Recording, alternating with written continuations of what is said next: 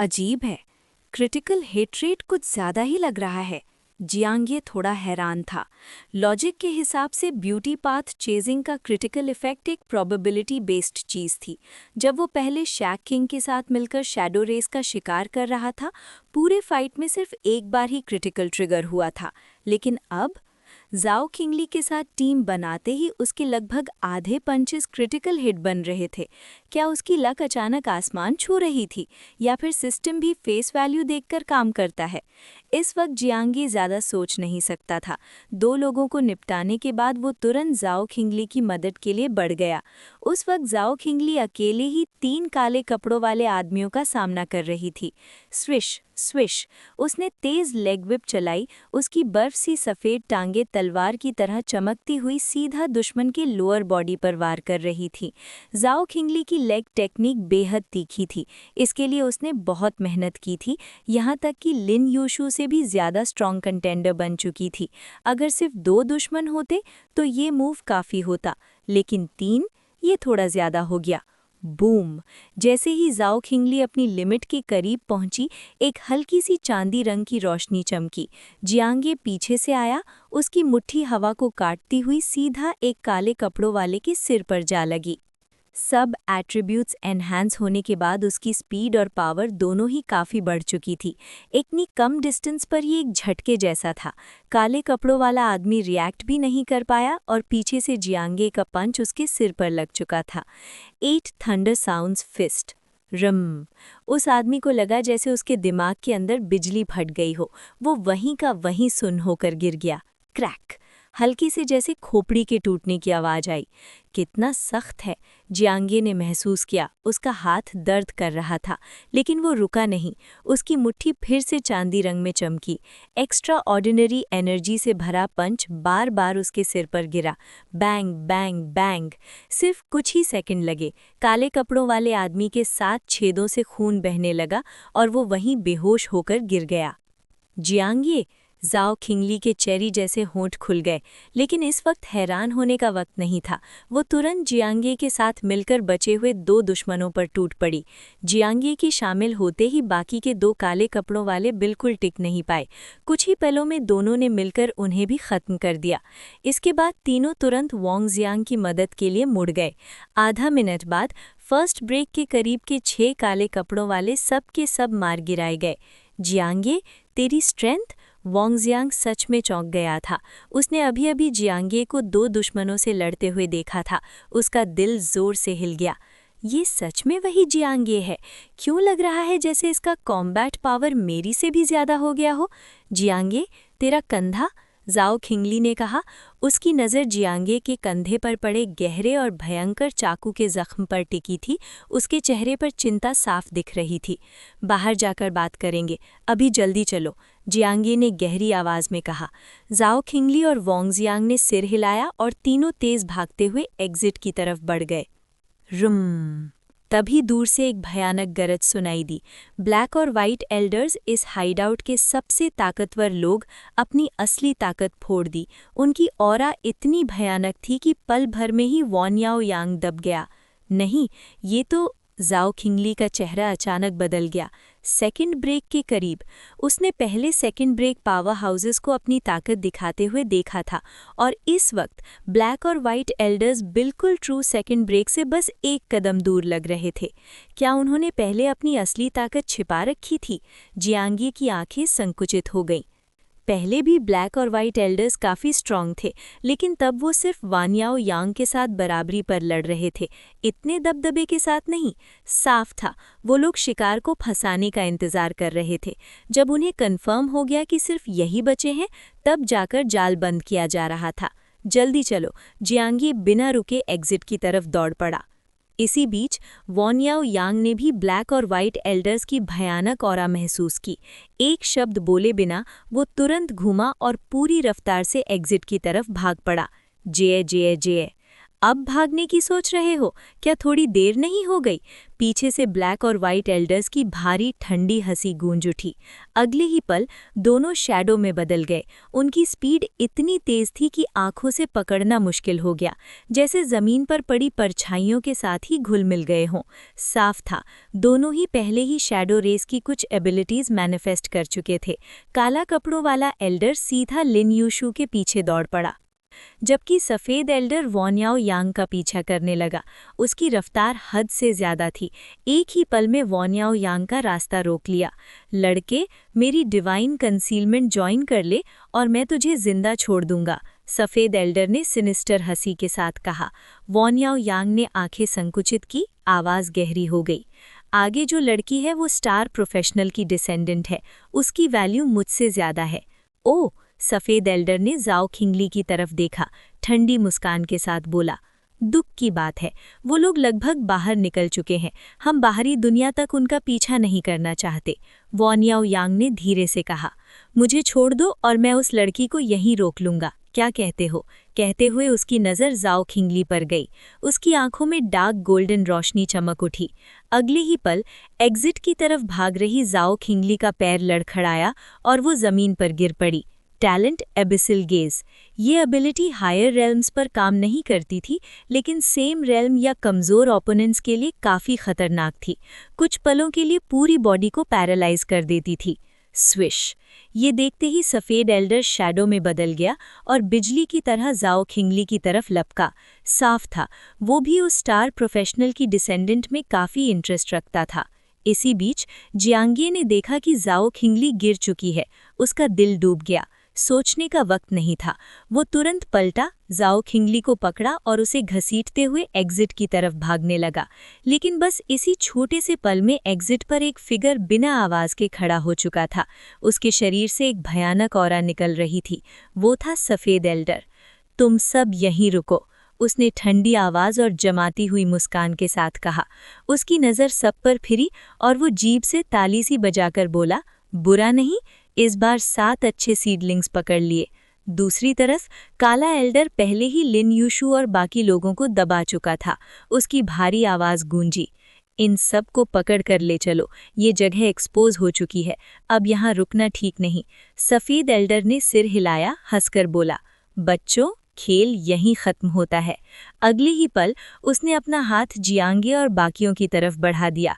जियांगे का चेहरा बिल्कुल बर्फ जैसा ठंडा हो गया। उसने छिपा हुआ गन निकालने की तैयारी कर ली। ये उसका लास्ट रिसॉर्ट था, एक डेस्परेट फाइट के लिए। तभी वुश!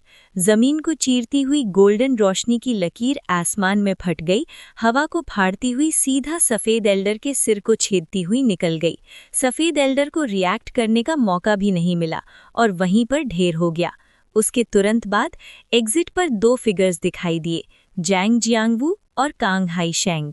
अब इसे खत्म करने का वक्त आ गया है, कांग हाईशेंग ने हल्की मुस्कान के साथ कहा। काला एल्डर ने दोनों को देखा, उसका चेहरा तुरंत बदल गया। बिना एक शब्द बोले उसका शरीर फिर से शैडो में बदल गया और वो गुफा की गहरे हिस्सों की तरफ भाग पड़ा। क्या ये भाग पाएगा? जैंग जियांगवू की ठंडी आवाज गूंजी। उसने हाथ घुमाया और गोल्डन रोशनी दोबारा आसमान चीर कर निकली। ये भी एक स्टार वेपन ही था, लेकिन जैंग जियांगवू की ताकत वान याओ यांग से कई गुना ज्यादा थी। बैंग! गोल्डन रोशनी साउंड बैरियर तोड़ती हुई आगे बढ़ी, हवा को फाड़ती हुई कई गुना तेज। पल भर में वो शैडो को छेदती हुई निकल गई, जैसे किसी देवता का कील उसे जमीन पर बेरहमी से गाड़ दिया। शैडो तड़पता रहा और आखिरकार वापस इंसानी रूप में बदल गया। काले एल्डर के सीने में एक बड़ा सुराग था, जहां से गोल्डन रोशनी पार हो चुकी थी। उसकी आंखों की चमक धीरे धीरे बुझ गई। कांग हाईशेंग मुस्कुराया और बोला, बाकी चूहे मैं संभाल लेता हूँ। कहते ही वो आगे बढ़ा और गुफा के अंदर की तरफ उड़ गया। ये देखकर जैंगे ने आखिरकार चैन की सांस ली। अब उसे समझ आ गया था कि ये सब शुरू से ही स्कूल की प्लानिंग का हिस्सा था। इसी दौरान वॉन याओ यांग भी आगे आया और जैंग जियांगवू की तरफ हाथ जोड़कर बोला, सीनियर, रेस्क्यू के लिए धन्यवाद। ये कहने के बाद वो रहस्यमय युवा खुद ही एग्जिट की तरफ चल दिया। रुको! इसी वक्त एक आवाज गूंजी। Chapter 62, Chapter 61, Getting Something for Nothing. बोलने वाली झाओ किंगली थी। उसने उस अजीब सी ऑरा वाले युवा को ठंडी नज़रों से देखा और कहा, अभी तुमने मुझ पर अटैक किया था, है ना? वानियाओ यांग ने हल्की सी भौहें सिकोड़ी। तुम क्या कहना चाहती हो? झाओ किंगली की आंखों में बर्फ सी ठंडक थी। वो घूमकर ज़ांग जियनवू की तरफ देखी और बोली, डायरेक्टर ज़ांग, अभी मैं एग्जिट तक पहुंचने ही वाली थी, लेकिन अचानक मेरी पूरी बॉडी जम सी गई। अगर मैं गलत नहीं हूं तो ये सब इसने छुपकर किया था। ज़ांग जियनवू ने नज़र बानियाओ यांग पर डाली। सच में, जब वो अंदर आया था उसने झाओ किंगली को ज़मीन पर गिरा हुआ देखा था। लॉजिक के हिसाब से इस लड़की की लेग फाउंडेशन काफ़ी स्ट्रॉन्ग थी। ऐसे अचानक गिर जाना लगभग नामुमकिन था। इसका मतलब सिर्फ एक ही हो सकता है, किसी ने जानबूझकर किया था। वानियाओ यांग ने बिना किसी भाव के कहा, इसका मेरे से क्या लेना देना? अभी भी एक्टिंग? झाओ किंगली का चेहरा बर्फ जैसा था, आवाज़ बिल्कुल निश्चिंत। ताओबोन टैलेंट के पास अक्सर स्पेशल एबिलिटीज़ होती हैं, और तुम्हारी एबिलिटी है एबिसिल गेज। जिस पर भी तुम नज़र डालते हो उसे कुछ पल के लिए पैरालिसिस हो जाता है। बानियाओ यांग ने सिर हिला दिया। डिवाइन कंसीलमेंट ऑर्गेनाइजेशन के पास भी काफ़ी मिस्टीरियस मेथड्स होते हैं जो बिल्कुल ऐसा ही इफ़ेक्ट दे सकते हैं। वैसे भी मैं तुम पर अटैक क्यों करता? ऐसे हालात में जितनी ज़्यादा स्ट्रेंथ होगी उतना ही जिंदा रहने का चांस बढ़ता है। झाओ किंगली ने इस बात का कोई जवाब नहीं दिया। वानियाओ यांग ने उस पर अटैक क्यों किया? शायद उसे भी नीचे घसीटना चाहता था। इस आदमी के बारे में उसकी समझ के हिसाब से ऐसे क्रिटिकल मोमेंट्स में वो बिल्कुल ऐसा काम कर सकता था। इसी वक्त जियांग ये अचानक बोला, मेरे पास रिकॉर्डिंग है। उसने अपनी कलाई पर बंधी कम्युनिकेशन वॉच को हिलाया। तुमने डिवाइन कंसीलमेंट ऑर्गेनाइजेशन से डील की थी, झाओ किंगली को यहीं रोकने में मदद करने की बदले उनसे अपनी जान बख्शवाने के लिए। जियांग ये ने शांत नज़रों से वानियाओ यांग को देखा। चाहो तो मैं रिकॉर्डिंग चला देता हूँ, सबको सुना देता हूँ कि तुमने कैसे मिली भगत की। वानियाओ यांग उसे घूरता रहा, कुछ बोला नहीं। जब उसने पहले ये बातें कही थीं उसकी आवाज़ काफ़ी धीमी थी और बैटलफील्ड का शोर बहुत ज़्यादा। वहाँ मौजूद लगभग किसी ने नहीं सुना था। ज़ांग जियनवू के रिएक्शन से भी साफ था, उसे भी बाहर कुछ सुनाई नहीं दिया। इसीलिए वानियाओ यांग इतना कॉन्फिडेंट था। लेकिन जियांग ये ने सच में सुन लिया। जो बात उसे नहीं पता थी वो ये कि जियांग ये की hearing almost cheat code level की थी। इसी वजह से उसने पूरी बात पकड़ ली। हाँ, मैंने ही किया। अचानक वानियाओ यांग बिल्कुल शांत हो गया और सीधा मान लिया, ऐसे हालात में ये मेरी एक ही चांस थी जिंदा रहने की। मुझे नहीं लगता मैंने कुछ गलत किया। क्योंकि उसकी आवाज़ पानी की तरह शांत थी, बिल्कुल निर्लेप। मेरी वैल्यू इन लोगों से 100 गुना ज़्यादा है। जिंदा रहना सबसे ज़्यादा ज़रूरी है। वानियाओ यांग के लिए ताओबोन टैलेंट होने के नाते उसे ऐसे कहने का पूरा अधिकार था। न्यूबोर्न टैलेंट के लिए ओरिजिनल टैलेंट नीचे होता है और ताओबोन टैलेंट के लिए न्यूबोर्न टैलेंट भी नीचे ही होता है। ह्यूमन सिविलाइजेशन के पर्सपेक्टिव से भी देखें तो एक ताओबोन टैलेंट का जवानी में मरना 100 लोअर टैलेंट्स के मरने से ज़्यादा नुकसान था। इस लॉजिक में वानियाओ यांग को कोई फ्लॉ नज़र नहीं आता था, लेकिन उसके शब्दों ने वहां मौजूद सब लोगों का खून खौला दिया। कितनी ज़्यादा घमंड! लिन युशु गुस्से से बोला। ताओबोन टैलेंट हो तो क्या इतने महान बन गए? वानियाओ यांग ने उसकी तरफ देखा तक नहीं। उसकी नज़र में लिन युशु जैसे लोग कीड़े मकोड़ों से ज़्यादा नहीं थे। वानियाओ यांग ने फिर ज़ांग जियनवू की तरफ देखा, हल्का सा मुस्कुराया। क्या मैं जा सकता हूँ? आखिरकार सामने वाला एक मार्शल आर्ट्स पावर हाउस था, कम से कम सेकंड ब्रेक से ऊपर, शायद थर्ड ब्रेक भी। इसलिए चाहे खुद को कितना भी बड़ा समझता हो, उसे अपना पोस्चर थोड़ा नीचे रखना पड़ा। ज़ांग जियनवू ने ठंडी आवाज़ में कहा, मैं साइन हाई स्कूल को आज की सारी हरकतों की पूरी रिपोर्ट दूंगा। ज़रूर, वानियाओ यांग हल्की सी मुस्कान के साथ बोला। तभी झाओ किंगली की ठंडी आवाज़ गूंज उठी। आज से क्विंगशुई फार्मास्यूटिकल साइन हाई स्कूल को किसी भी तरह की ड्रग असिस्टेंस नहीं देगा। वानियाओ यांग का चेहरा पल भर के लिए जम गया, लेकिन अगले ही पल उसने खुद को संभाल लिया। आज जो कुछ हुआ था उसने झाओ किंगली को पूरी तरह से नाराज कर दिया था। अब माफ़ी मांगने का कोई मतलब नहीं था। वैसे भी वो किसी लोअर टैलेंट से माफी मांगने को नीचा समझता था। झाओ किंगली, वानियाओ यांग ने दिल ही दिल में सरकारी हंसी की। बस अमीर माँ बाप का सहारा है, एक लोअर टैलेंट ही तो है, फैमिली के बाहर निकले तो कुछ भी नहीं। उसने अपना स्वॉट बॉक्स उठाया और मुड़कर जाने ही वाला था। बूम!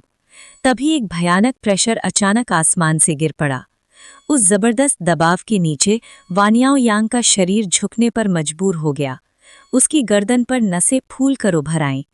उसने झटके से सिर उठाया और ठंडी नजरों से ज़ांग जियनवू को देखा। एल्डर, इसका क्या मतलब है? ज़ांग जियनवू ने शांत लहजे में कहा, मैंने ये नहीं कहा कि तुम जा सकते हो।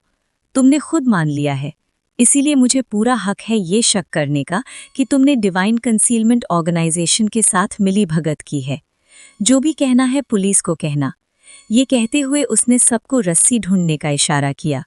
डिवाइन कंसीलमेंट ऑर्गेनाइजेशन को किडनैपिंग का बहुत शौक था, इसीलिए रस्सी की कोई कमी नहीं थी।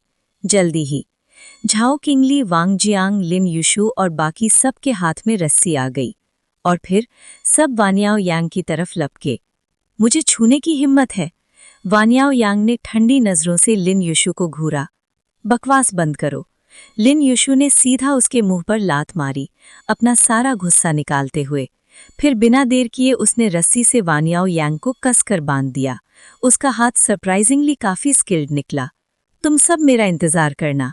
वानियाओ यांग का चेहरा स्लेट जैसा पीखा पड़ चुका था, लेकिन ज़ांग जियनवू के भयानक दबाव के नीचे वो हिला तक नहीं सका, सिर्फ गुस्से से कांप रहा था। वो एक ताओ बोर्न टैलेंट था। साइन हाई स्कूल में उसका स्टेटस काफी ऊंचा था। ऐसे ट्रीटमेंट कैसे झेल सकता था? और सबसे ज्यादा लिन युशु जैसे बदसूरत आदमी से, वो भी साइज 45 के पैर से, सीधा मुंह पर लात। ये एहसास जिंदगी भर भूलने लायक नहीं था। जियांग ये। इसी वक्त वानियाओ यांग की नज़र ठंडी हो गई, दूर खड़े उस हैंडसम लड़के पर जा टिकी।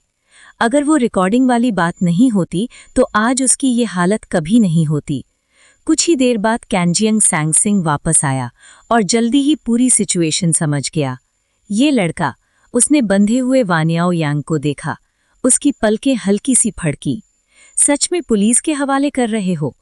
वो अच्छी तरह जानता था सामने वाला सिर्फ ताओ बोर्न टैलेंट ही नहीं, उसका बैकग्राउंड भी काफी भारी था। टैलेंट विरासत में मिलता है। जितना ताकतवर व्यक्ति, उतनी ही ताकतवर उसकी औलाद। सिविलियन फैमिली से जीनियस निकलना मुमकिन है, लेकिन काफी रेयर। और वानियाओ यांग के पीछे जो फैमिली थी, चाहे झाओ किंगली जितनी पावरफुल न हो, लेकिन फिर भी काफी दबदबे वाली थी। ज़ांग जियनवू ने बिल्कुल शांत लहजे में कहा, सबूत और गवाह दोनों मौजूद हैं, फिर डरने की क्या बात?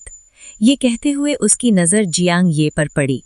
जो रिकॉर्डिंग तुमने कहा था, उसे पुलिस को कॉपी कर देना। लेकिन जियांग ये ने सिर हिला दिया। कोई रिकॉर्डिंग नहीं है, उसने सीधा मान लिया। क्या? ये सुनकर ज़ांग जियनवू हैरान, झाओ किंगली हैरान, यहाँ तक कि वानियाओ यांग भी हैरान रह गया। सबकी नज़र एक साथ जियांग ये पर आ टिकी। जियांग ये ने हल्का सा खांसा और कहा, उसकी आवाज़ बहुत धीमी थी, मेरे पास कोई स्पेशल स्पाइंग इक्विपमेंट नहीं था, रिकॉर्ड करना नामुमकिन था, मैंने बस ब्लफ मारा था। लेकिन उसने अपनी कम्युनिकेशन वॉच हिलाई। अभी जो बातचीत हुई वो मैंने रिकॉर्ड कर ली है। ये सुनते ही सब लोग उसे ऐसे देखने लगे जैसे कोई एलियन देख लिया हो। वानियाओ यांग की आंखें फैल गईं। गुस्से से वो लगभग खून उगल देता। सिर्फ ब्लफ के दम पर जियांग ये ने उसे फंसाकर सच उगलवा लिया। कुछ ही पल बाद पूरे हथियारों से लैस एक टीम तेजी से अंडरग्राउंड स्पेस में घुस आई। ये पुलिस स्क्वाड थी। इतनी जल्दी? वहां मौजूद सब लोग थोड़े हैरान रह गए। जियांग ये ने दिल ही दिल में सोचा, लगता है पुलिस पहले से ही पास में तैयार थी। ये मिशन वाकई स्पेशल था। डायरेक्टर जांग, पुलिस स्क्वाड का लीडर, एक भारी भरकम आदमी था। उसकी प्रेजेंस जांग जियानवू से बिल्कुल कम नहीं लग रही थी। उसने आगे बढ़कर जांग जियानवू से हाथ मिलाया और मुस्कुराते हुए कहा, इस बार आपके स्कूल्स का बहुत बड़ा योगदान रहा है। ये देखते ही सबको समझ आ गया, ये मिशन असल में पुलिस और कई स्कूल्स ने मिलकर बिछाया हुआ जाल था। मकसद था उन दो नियरली सेकेंड ब्रेक लेवल के बड़े चूहों को पकड़ना। आखिरकार इस लेवल के पावर हाउसेस के पास भी शैडो एस्केप जैसी टेक्निक्स होती हैं, जिनमें डिटेक्शन से बचने की काफ़ी स्ट्रॉन्ग एबिलिटी होती है। यहाँ तक कि एक असली सेकंड ब्रेक पावर हाउस के लिए भी ऐसे लोगों को पकड़ना आसान नहीं होता। इसी वक्त पुलिस स्क्वाड लीडर की नज़र बंधे हुए वानियाओ यांग पर पड़ी। उसने थोड़ा हैरानी से पूछा, ये भी डिवाइन कंसीलमेंट ऑर्गेनाइजेशन का है? काफ़ी यंग लग रहा है। जांग जियानवू ने तुरंत उसे पूरी बात समझानी शुरू की। इसी दौरान जियांग ये ने पहले वाली रिकॉर्डिंग चला दी। सिचुएशन समझने के बाद पुलिस लीडर ने तुरंत अपने लोगों को इशारा किया और वानियाओ यांग को अपने साथ ले जाने का ऑर्डर दे दिया।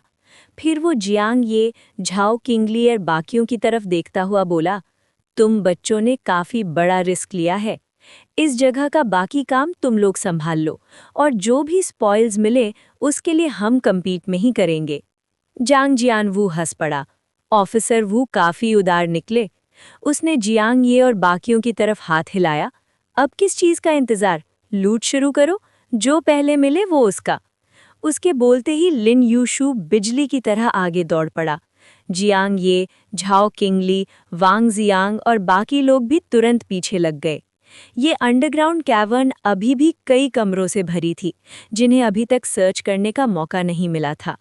जियांग ये, झाओ किंगली अपनी लंबी बर्फ सी सफ़ेद टांगों के साथ उसके पास आ गई और धीमी आवाज़ में बोली, अभी के लिए थैंक्स। वो उस पल की बात कर रही थी जब वो गिर गई थी और जियांग ये पलटकर उसे उठाने आया था। नहीं तो जियांग ये उससे पहले ही निकल चुका होता। जियांग ये मुस्कुराया और बोला, थैंक्स की ज़रूरत नहीं। अगर उस जगह मैं होता तो तुम बिना सोचे समझे मुझे भी बचाने लौट आती, है ना? झाओ किंगली थोड़ी सी रुक गई, फिर ठंडी आवाज़ में बोली, मैं क्लास प्रेसिडेंट हूँ, नेचुरली मैं तुम्हें बचाती। ये कहकर उसने थोड़ा अजीब सा महसूस करते हुए नज़र घुमा ली। ये सीन देखकर वांग जियांग के दिमाग में बिजली सी चमकी। डैम, जियांग ये दिखने में सीधा साधा है ना, लेकिन फ्लर्ट करना अच्छी तरह जानता है। उसके ख्यालों से अनजान जियांग ये ने सीरियस लहजे में कहा, अलग अलग हो जाते हैं, जो पाए वो उसका। ओके। जाओ किंगली और वांग जियांग तुरंत अलग रास्तों पर निकल गए। जियांग ये ने पास के एक कमरे में दौड़ लगाई और अंदर तलाशी शुरू कर दी। कमरा ज्यादातर कबाड़ और बेकार चीज़ों से भरा हुआ था। साफ था, डिवाइन कंसीलमेंट ऑर्गेनाइजेशन को पहले ही पता चल चुका था कि ये स्ट्रॉन्गहोल्ड एक्सपोज हो गया है, इसलिए सारी कीमती चीज़ें वो पहले ही हटा चुके थे। यहाँ सिर्फ वही चीज़ें बची थीं जो या तो ले जा नहीं सकते थे या जिनकी वैल्यू ज़्यादा नहीं थी। फिर भी थोड़ी देर तलाशी के बाद जियांग ये को कुछ अनओपन्ड पोशन बॉटल्स मिल गईं। सब ड्रैगन पिल्स नहीं थी, कुछ ड्रैगन एलिक्सर्स, कुछ ग्रेट ड्रैगन पोशंस भी थीं। ये सब कल्टीवेशन में मदद करने वाली चीज़ें थीं। इस कमरे से निकलकर जियांग ये तुरंत अगले कमरे की तरफ बढ़ गया, लेकिन हर बार लक साथ नहीं देता। कुछ कमरे पूरी तरह से कबाड़ से भरे हुए थे, एक भी काम की चीज़ नहीं। हाँ, जब जियांग ये चौथा कमरा सर्च कर रहा था तब उसे अचानक कुछ अलग दिखा। ये, उसने जमीन से काली बकरी के बाल से बनी हुई एक हेयरपिन उठाई। हेयरपिन को हाथ में लेते ही जियांग ये को एक अजीब सी पहचान का एहसास हुआ। श्याकिंग? उसके दिमाग में तुरंत क्लास 9 की मिसिंग क्लासमेट का चेहरा उभर आया। हाँ, ऐसी हेयरपिन्स काफ़ी लोग यूज़ करते हैं, इसका मतलब शायद कुछ भी ना हो। लेकिन तलाशी जारी रखते हुए जियांग ये को उस कमरे में एक फ़ोटो मिली। फ़ोटो में थी श्याकिंग। श्याकिंग सच में डिवाइन कंसीलमेंट ऑर्गेनाइजेशन के हाथ लग चुकी है। जियांग ये का दिल भारी हो गया। श्याकिंग के गायब होने के बाद उसने उस लड़की को कभी दोबारा नहीं देखा था और अब डिवाइन कंसीलमेंट ऑर्गेनाइजेशन के हाइडआउट में उसके क्लूज मिल रहे थे। लेकिन ये पूरी तरह से बुरी खबर भी नहीं हो सकती थी। यहाँ उसका अलग कमरा होना इस बात का संकेत था कि शायद वो मरी नहीं थी, शायद वो डिवाइन कंसीलमेंट ऑर्गेनाइजेशन में इंटीग्रेट हो चुकी है। ये सोचकर जियांग ये खुद भी डिसाइड नहीं कर पा रहा था कि ये अच्छी खबर है या बुरी। पहले सर्च पूरी करते हैं, उसने मन ही मन सोचा और अगले कमरे की तरफ बढ़ गया। आधे घंटे बाद जियांग ये का बैकपैक पूरी तरह से भरा हुआ था। 20 बोतलें, उसने गिनते हुए कहा, चेहरे पर संतोष के साथ। मार्केट प्राइस के हिसाब से 7 नहीं, पूरे 7 नहीं, 7 नहीं बल्कि 60,000। ये मिशन सच में वर्थ इट निकला। सिर्फ एक्स्ट्रा इनकम ही 60,000 की थी और ऊपर से स्कूल वापस जाकर रिवॉर्ड्स अलग मिलने वाले थे। इतना पैसा उसके पास कभी नहीं आया था। लेकिन उसी पल कंधे में उठती तेज दर्द की लहर ने उसे होश में ला दिया। इस ऑपरेशन में लगभग हर कोई किसी न किसी तरह से इंजर्ड था और जियांग ये उसके कंधे पर एक गहरा और भयानक चाकू का जख्म था। ये सब तब हो रहा था जब जांग जियानवू, कासांग हाइसिंग जैसे पावर हाउसेस आसपास मौजूद थे। अगर वो लोग ना होते तो शायद इस बार कोई भी जिंदा नहीं बचता। कॉम्बैट मिशन सच में बहुत खतरनाक होते हैं, जियांग ये ने सोचा। वापस जाकर मुझे कल्टीवेशन पर फुल फोकस करना होगा। जल्द ही फर्स्ट ब्रेक तक पहुंचना होगा, तभी थोड़ी प्रोटेक्शन मिलेगी। ये सोचकर जियांग ये अपना बैकपैक उठाकर तेज कदमों से वापस चल पड़ा। कुछ देर बाद जियांग ये जांग जियानवू के पास वापस आया और शिया किंग की फोटो उसके हाथ में दे दी। डायरेक्टर, मुझे ये चीज़ क्लास 9 की एक क्लासमेट की लगी। उसने पूरी बात डिटेल में रिपोर्ट की। जांग जियानवू ने फोटो ली और उसे गौर से देखा। शिया किंग? उसने सिर हिलाया। तुम्हारी बातों से लगता है शायद वो डिवाइन कंसीलमेंट ऑर्गेनाइजेशन का हिस्सा बन चुकी है। जियांग ये ने गंभीरता से कहा, तो क्या हमें पुलिस को रिपोर्ट नहीं करना चाहिए और उसे बाहर निकालना चाहिए? जांग जियानवू ने धीरे से सिर हिला दिया। रिपोर्ट करना ठीक है, लेकिन उसकी आवाज़ भारी थी। लेकिन अगर हमें शाकिंग मिल भी जाए तो वो पहले वाली शाकिंग नहीं होगी। जियांग ये सख्ते में आ गया। उसे याद आया डिवाइन कंसीलमेंट की सबसे भयानक और रहस्यमयी एबिलिटी, इंसान को शैडो रेस में बदल देना। ये बदलाव सिर्फ शरीर का नहीं, दिमाग का भी होता है। अगर शाकिंग सच में जिंदा थी तो जैसे जांग जियानवू कह रहे थे, वो अब खुद नहीं रही होगी। न जाने क्यों जियांग ये का सीना भारी हो गया। बस अब इस पर मत सोचो, जांग जियानवू ने सिर हिला दिया। प्रेजेंट पर ध्यान दो, खुद को बचा पाना यही काफी है। जियांग ये ने धीरे से सिर हिला दिया। इसी वक्त बाकी लोग भी वहां इकट्ठा होने लगे। लूट पूरी हो गई? जांग जियानवू ने चारों तरफ देखा। सबने हाँ में सिर हिला दिया। ये देखकर जांग जियानवू मिशन खत्म करने ही वाला था, तभी झाओ किंगली अचानक बोली, डायरेक्टर, जियांग ये इंजर्ड है। जांग जियानवू ने ये सुना और तुरंत जियांग ये की तरफ देखा। अपनी तेज नज़र से वो पहले ही जख्म देख चुका था, लेकिन जियांग ये बिल्कुल नॉर्मल एक्ट कर रहा था, इसलिए उसने पहले कुछ नहीं कहा। सीरियस है? उसने कहा। मुझे दिखाओ। जियांग ये ने सिर हिला दिया। कुछ नहीं है, लगभग भर गया है। बकवास बंद करो, उसने उसे घूर कर डांटा। इन्फेक्टेड वूंड तुम्हारा कॉलेज एंट्रेंस एग्जाम भी बिगाड़ सकता है। तब जाकर जियांग ये ने अपना बैकपैक उतारा। पहले उसने बैकपैक के स्ट्रैप से जख्म को कसकर बांधा रखा था। जैसे ही उसने स्ट्रैप हटाया, जांग जियानवू का चेहरा एकदम बदल गया। Chapter 64, Chapter 63, Staffing, 2 in 1। इतनी सीरियस इंजरी के बाद भी कह रहा है कुछ नहीं, जल्दी हॉस्पिटल चलो। जांग जियानवू ने जैसे ही जियांग ये के कंधे का घाव देखा, उसका चेहरा फीका पड़ गया। ये जख्म उसके अंदाजे से काफ़ी ज़्यादा गहरा था, लेकिन ये लड़का बिल्कुल ऐसे बिहेव कर रहा था जैसे कुछ हुआ ही ना हो। जियांग ये बेचैनी भरी मुस्कान के साथ बोला, उसे सच में ज़्यादा दर्द महसूस नहीं हो रहा था। उल्टा दर्द की इस कंडीशन में उसके सभी एट्रीब्यूट्स थोड़े बूस्ट हो रहे थे। उसे घाव के पास हल्की सी गर्मी महसूस हो रही थी, जैसे सेल्स तेज़ी से हील हो रहे हों। लेकिन डायरेक्टर की चिंता भी बेकार नहीं थी।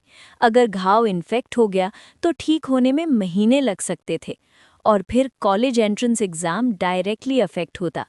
इस सोच के साथ जियांग ये ने सर हिलाया, खड़ा हुआ और जांग जियानवू के साथ बाहर निकल गया। वांग जियांग तुरंत बोला, ब्रदर जियांग, मैं भी साथ चलूंगा।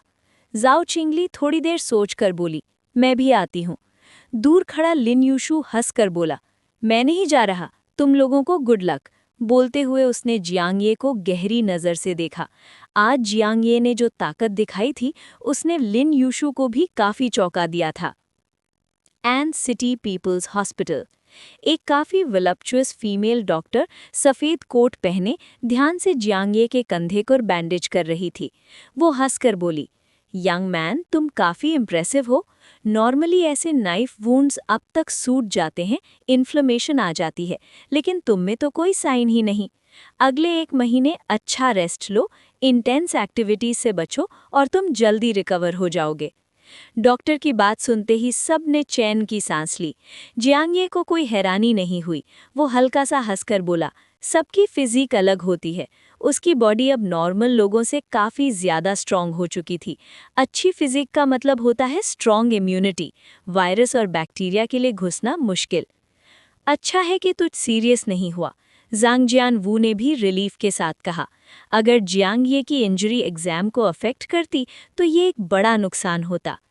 जाओ चिंगली ने थोड़ी चिंता के साथ पूछा, डॉक्टर, कल्टीवेशन पे कोई असर पड़ेगा? डॉक्टर हंस पड़ी, जब तक तुम हाई इंटेंसिटी टेक्निक्स प्रैक्टिस नहीं करते कोई प्रॉब्लम नहीं। समझ गया, थैंक यू। जियांगे ने सर हिलाया। कुछ देर बाद जियांगे और बाकी सब हॉस्पिटल से बाहर आ गए। वांग जियांग ने अफसोस के साथ कहा, लगता है कुछ दिन में होने वाली क्लास असेसमेंट तुम मिस कर दोगे। वो अभी तक जियांगे की असली स्ट्रेंथ को लेकर काफ़ी क्यूरियस था। 3 पंचेस में ब्लैक क्लोथ्ड आदमी को तोड़ देने वाला सीन उसके दिमाग से गया ही नहीं था। ये सुनकर जाओ चिंगली ने भी जियांगे को गौर से देखा। आज जो पावर उसने दिखाई थी वो उसे भी हैरान कर चुकी थी। सिर्फ बेसिक टैलेंट के साथ इतनी कॉम्बैट पावर, ये नॉर्मल बात नहीं थी। जियांगे हंसकर बोला, नेक्स्ट मंथ देखते हैं, तब तक ऑलमोस्ट रिकवर हो जाऊंगा। ऑनर्स क्लास हर महीने असेसमेंट करती है और कंटेंट बिल्कुल कॉलेज एंट्रेंस एग्जाम के 4 मार्शल आर्ट्स आइटम्स जैसा होता है। नेक्स्ट मंथ तुम्हारा परफॉर्मेंस देखने का वेट रहेगा। वांग जियांग हंसा, शायद ग्रेड के टॉप 10 में एक और पावर हाउस आ जाए। जियांग ये ने सर हिलाया, इतना एग्जैजरेट मत करो, टॉप 50 मिल जाए वही काफ़ी है। वांग जियांग हंस पड़ा, मैंने तुम्हारा कैरेक्टर समझ लिया है। पहले वीक एक्ट करते हो, फिर सबको शॉक करते हो। पहले सप्रेस, फिर शो ऑफ। इमोशन प्ले करना आता है तुम्हें? उसके पास खड़ी जाओ चिंगली ने ठंडे स्वर में कहा, मैं भी अग्री करती हूँ, मैं भी फूल हो गई थी। जियांगे, भाई, मॉडेस्ट होना भी क्राइम है क्या? वो बेचारा सांस लेते हुए बोला, मैं सच में इतना स्ट्रांग नहीं हूँ जितना तुम लोग सोच रहे हो। बस करो जियांगे। ज़ांग जियान वू भी हंस पड़ा, ज्यादा मॉडेस्टी भी एरोगेंस होती है। अब भी एक्टिंग कर रहा है। जियांगे चुप हो गया। सच में क्यों नहीं मानता? उसकी कॉम्बैट पावर इतनी फियर्स लग रही थी सिर्फ 2 बफ्स की वजह से, ब्यूटी पाथ चेजिंग और फाइंडिंग जॉय इन एडवर्सिटी।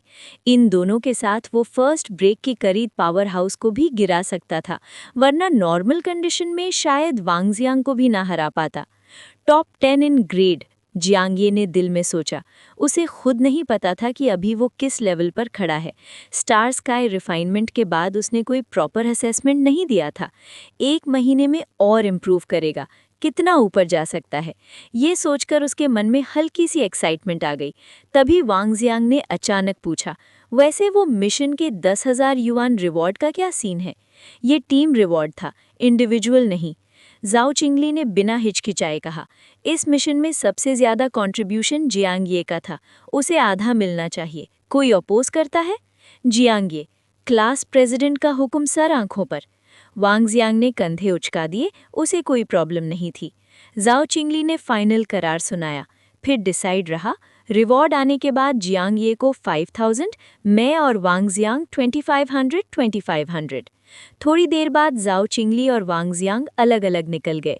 जियांगे ज़ांग जियान वू के साथ एक ब्लैक सेडान में बैठ गया। डायरेक्टर, कुछ काम था? जियांगे ने पैसेंजर सीट से पूछा। ज़ांग जियान वू मुस्कुराया, आज के ऑपरेशन में तुमने काफ़ी अच्छा परफॉर्म किया। तुम्हारी कॉम्बैट एबिलिटी ने मुझे भी सरप्राइज कर दिया। आप ज़्यादा कह रहे हैं सर। जियांगे थोड़ा शर्माया, लेकिन तुम्हें अलग से रोकने का रीज़न ये नहीं है। ज़ांग जियानवू का चेहरा सीरियस हो गया। जियांगे ने सीधा बैठकर कहा, बोलिए। ज़ांग जियानवू ने थोड़ी देर सोचकर बोला, मेरे पास एक प्रपोजल है। अगर तुम इस अपॉर्चुनिटी को पकड़ पाओ तो कॉलेज एंट्रेंस एग्जाम में तुम्हें एक्स्ट्रा 20 पॉइंट्स मिल सकते हैं। Extra 20 points? जियांग ये की सांस ही रुक गई। पॉइंट्स का मतलब वो अच्छी तरह जानता था। 700 से नीचे वालों के लिए शायद फर्क ना पड़े, लेकिन 700 के ऊपर, ये तो सीधा गेम चेंजर था। Chapter 65, chapter 63, staffing 2 in 1। College entrance exam के पॉइंट्स ही वो मिनिमम स्कोर होते हैं जो 25 स्कूल्स अलायंस के लिए चाहिए। 25 स्कूल्स अलायंस में टोटल 25 यूनिवर्सिटीज़ होती हैं, लेकिन उनके बीच का गैप काफ़ी बड़ा होता है। आखिर 700 से 900 पॉइंट्स का मतलब होता है सीधा 200 पॉइंट्स का जंप। इन 25 स्कूल्स में से टॉप की कुछ यूनिवर्सिटीज़ जैसे पेंगला यूनिवर्सिटी और ईस्ट सी यूनिवर्सिटी सिर्फ उन्हीं स्टूडेंट्स को एक्सेप्ट करती हैं जिनके पॉइंट्स 850 से ऊपर या फिर ऑलमोस्ट 900 के करीब होते हैं। अगर मुझे एक्स्ट्रा 20 पॉइंट्स मिल जाएं, जियांग ये की आंखों में चमक आ गई, तो मेरी टॉप टियर यूनिवर्सिटीज़ में एंट्री के चांसेस काफ़ी बढ़ जाएंगे और शायद टॉप 10 प्रेस्टीजियस स्कूल्स में घुसने का मौका भी मिल जाए। जियांग ये अच्छी तरह जानता था 800 पॉइंट्स के बाद हर एक पॉइंट खून पसीने से मिलता है। बस जाओ किंग ली को ही देख लो। जियांग ये के नॉलेज के हिसाब से जाओ किंग ली हर महीने 1 लाख से ज़्यादा खर्च करती थी, शायद और भी ज़्यादा। कॉलेज एंट्रेंस एग्ज़ाम के स्प्रिंट के लिए उसके पेरेंट्स नेचुरली फुल सपोर्ट देते थे। इतना रिसोर्स, इतना पैसा, और फिर भी 2 महीने में सिर्फ 35 पॉइंट्स का इम्प्रूवमेंट। लेकिन ये इम्प्रूवमेंट पूरी N city number 3 high school, हत्ता कि पूरी एन सिटी में भी अनमैच्ड माना जाता था। जाओ किंगली के अलावा 800 प्लस स्कोर रेंज में कोई और स्टूडेंट इतनी तेज़ी से इम्प्रूव नहीं कर पाया था। और ये तो सिर्फ 800 के ऊपर की बात थी। अगर 850 के ऊपर हो तो प्रोग्रेस करना और भी ज़्यादा ब्रूटल हो जाता था। ये सब सोचकर डायरेक्टर जियांग ये ने सामने बैठे जैंग जियानवू को देखा। आप जो प्रपोजल की बात कर रहे थे वो क्या है? जैंग जियानवू मुस्कुराया। प्रेपरेटरी स्टार प्रोफेशन के लिए अप्लाई करना। जब तक तुम कॉलेज एंट्रेंस एग्ज़ाम से पहले प्रेपरेटरी स्टार पोजिशनर बन जाते हो, एग्ज़ाम के टाइम तुम्हें एक्स्ट्रा 20 पॉइंट्स मिल सकते हैं। Preparatory star positioner? जियांग ये एक पल के लिए स्टन हो गया। ये टर्म उसने पहले भी सुनी थी, स्टार एनवॉय ल्यू के मुंह से, लेकिन उसने कभी नहीं सोचा था कि प्रेपरेटरी स्टार पोजिशनर बनने से एग्ज़ाम में एक्स्ट्रा पॉइंट्स मिलते हैं। जैंग जियानवू हंसकर बोला, प्रेपरेटरी स्टार पोजिशनर फेडरेशन के सिस्टम का हिस्सा होता है और हर प्रोविंस में इसकी डिमांड बहुत ज़्यादा है। अगर तुम सिलेक्ट हो जाते हो तो मार्शल आर्ट्स यूनिवर्सिटीज़ भी तुम्हें प्रायोरिटी में रिक्रूट करेंगी। मतलब फेडरेशन के सिस्टम ज्वाइन करने से पॉइंट्स मिलते हैं? जैंग ये ने तुरंत पूछा। जैंग जियानवू ने सिर हिलाकर मना किया। सीधा ऐसा नहीं है, तुम्हें किसी स्पेसिफिक यूनिवर्सिटी के साथ रजिस्टर करना होता है, ये बताते हुए कि तुम उस यूनिवर्सिटी को प्रिपरेटरी स्टार पोजिशनर के स्टेटस में ज्वाइन करोगे। जैसे अगर तुम वेस्ट माउंटेन यूनिवर्सिटी में प्री रजिस्टर करते हो तो कॉलेज एंट्रेंस एग्जाम में वही अप्लाई करते वक्त तुम्हें एक्स्ट्रा 20 पॉइंट्स मिलेंगे। रजिस्टर? जैंग ये थोड़ा कंफ्यूज हो गया। रजिस्ट्रेशन क्यों ज़रूरी है? उसने नेचुरली पूछ लिया। कोई रिस्ट्रिक्शंस होती हैं? कोई रिस्ट्रिक्शंस नहीं, जैंग जियानवू ने सिर हिलाकर मना किया। ये रूल इसलिए बनाया गया है क्योंकि फेडरेशन के हर प्रोविंस चाहता है कि टैलेंटेड स्टूडेंट्स उनके सिस्टम में आएं। अभी के टाइम पे सिस्टम के ज़्यादा टैलेंट सदर्न 10 प्रोविंसेस और ईस्टर्न डोमेन के 10 प्रोविंसेस में कॉन्सेंट्रेटेड हैं। हमारे वेस्टर्न 10 प्रोविंसेस में सिस्टम टैलेंट की काफ़ी कमी है। जैंग जियानवू ने हल्का सा साई किया। इसलिए अगर कोई स्टूडेंट वेस्टर्न 10 प्रोविंसेस की यूनिवर्सिटी में रजिस्टर करता है तो इसका मतलब होता है वो लोकल सिस्टम में कंट्रीब्यूट करेगा। जैसे हमारी वेस्ट माउंटेन प्रोविंस की वेस्ट माउंटेन यूनिवर्सिटी, ये ऐसे टैलेंट्स को काफ़ी हाई ट्रीटमेंट देती है। दूसरी प्रोविंसेस की यूनिवर्सिटीज़ इतना बड़ा स्कोर बोनस शायद ना दें। ये सुनते ही जियांग ये को सब समझ आ गया। ओह, समझ गया। बेसिकली ये सब सिस्टम स्पॉट्स के लिए कंपटीशन है। सच में यूनिवर्स का अल्टीमेट गोल ही सिस्टम स्पॉट है। यहाँ तक कि 25 स्कूल्स अलायंस भी सिस्टम स्पॉट्स के लिए लड़ रही है। फिर जियांग ये को एक और क्यूरियोसिटी हुई। डायरेक्टर, ईस्टर्न डोमेन के 10 प्रोविंसेस की यूनिवर्सिटीज़ भी ये स्कोर बोनस देती हैं? वेस्ट माउंटेन यूनिवर्सिटी चाहे 25 स्कूल्स अलायंस का हिस्सा हो, लेकिन रैंकिंग में नीचे थी, सिर्फ 750 पॉइंट्स चाहिए होते थे। जियांग ये का टारगेट वो नहीं था। ईस्टर्न डोमेन के 10 प्रोविंसेस? जैंग जियानवू थोड़ा रुक गया।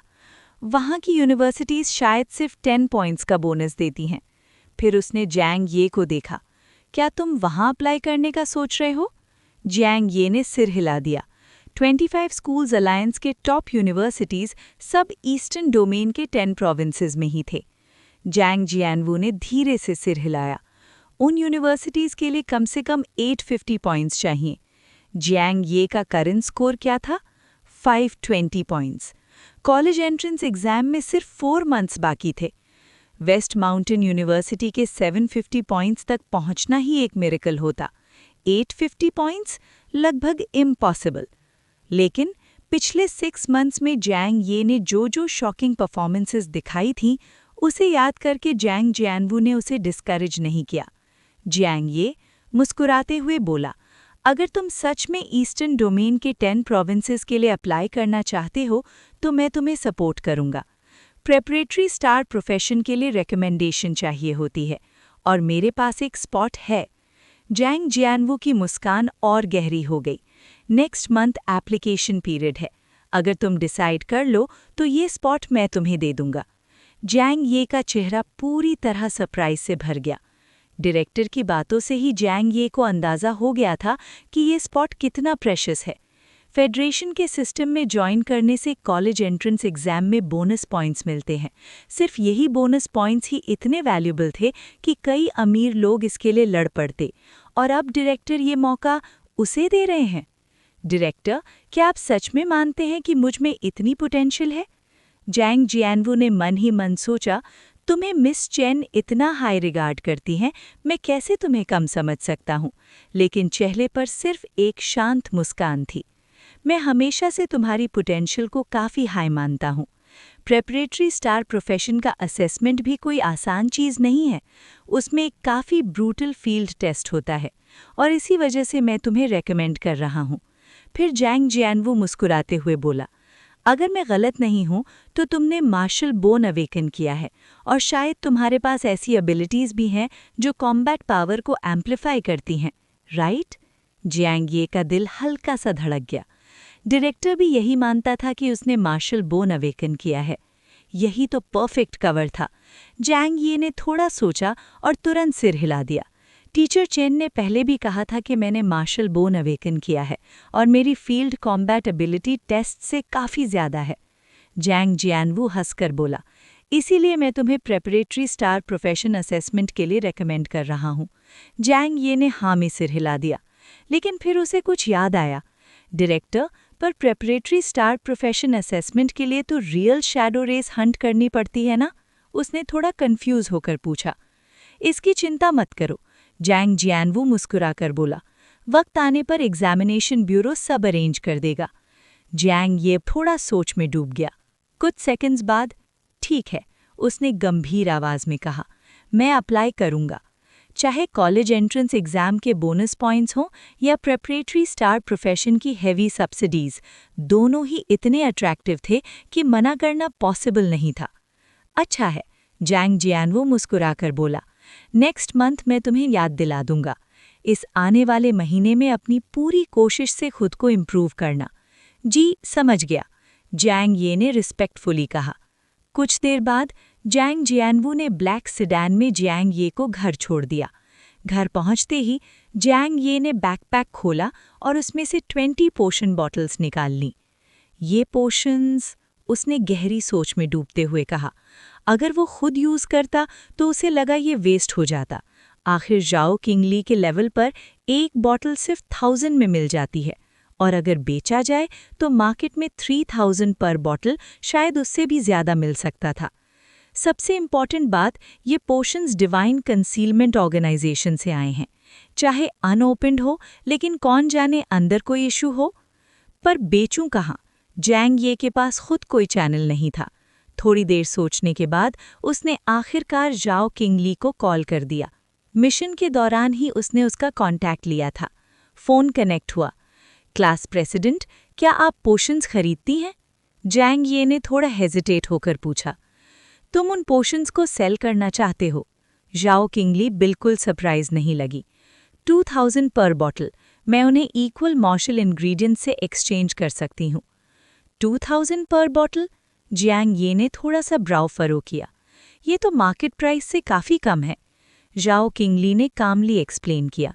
मैंने चेक किया है, ये पोशन स्मगल्ड गुड्स हैं, सिर्फ ब्लैक मार्केट में ही सर्कुलेट हो सकती हैं। 2000 ही मैक्सिमम प्राइस है जो मैं दे सकती हूँ, सोच लो। Smuggled goods? जैंग ये सच में शॉक हो गया। अच्छा हुआ उसने किसी और को नहीं बेचा, वरना पकड़ा जाता तो इल्लीगल हो जाता। लेकिन जाओ किंगली को देना सेफ था, आखिर उसका बैकग्राउंड फार्मास्यूटिकल कंपनी से था। ठीक है, 2000 पर bottle.